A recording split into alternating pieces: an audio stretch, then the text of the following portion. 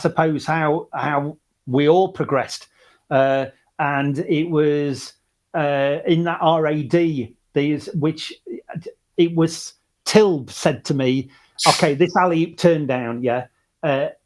Tilb said to me, I've got to do a sequence. I've got to do a sequence of this alley-oop turn down because nobody had seen it. It hadn't existed before, and it was it was not my invention, to be quite honest with you. It was a Scott Carroll invention. Yeah, but I was the first person to do it. Scott Carroll came up with it, told Stephen Brodie, I can do alley-oop turn downs over the canyon, to a little bit of smack talk for competitions. And, so Brodie came to, Saturday morning, came to the half pipe. I've been talking to Scott, and it's like, oh, yeah, what's Scott doing? And Scott was obviously trying to psych me out and for contests. And Stephen's like, Scott can do alley-oop turn downs over the canyon. I'm like, really? Okay, then. And so that was, by the end of the day, I was doing alley-oop turn downs over the canyon. And Scott wasn't. Scott had thought the trick. Yeah. Okay.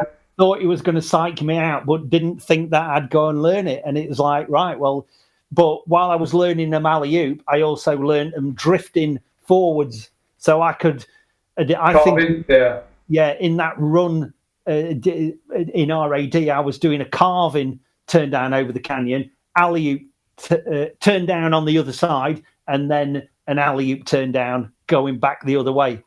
And it was sort of lots and lots of turn downs. But so Tilb said to me, right, we're going to do a sequence. I've got to sequence this.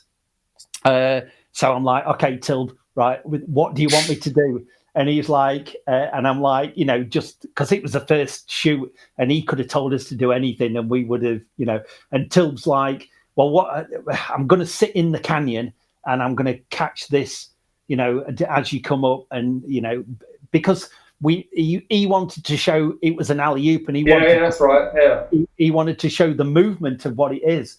And I'm like, right, well, do you just want me to stall this turn down as long as you can? And he's like, well, yeah, okay then.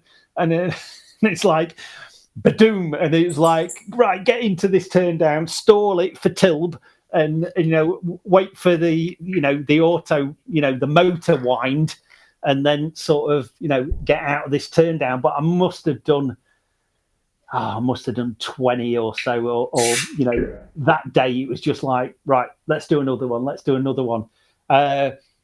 But it was, it was kind of what we did.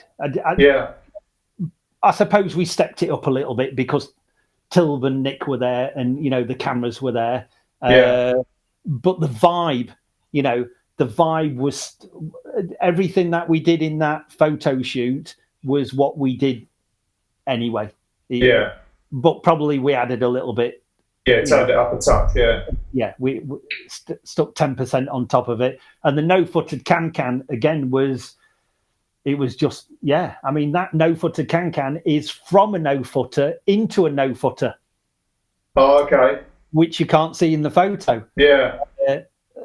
So, I was chuffed to bits to get that in. And the only reason I did no-footers to no-footed can-cans and then sometimes into a no-footer is because I couldn't just do no-footed can-cans. I had to do a no-footer to get...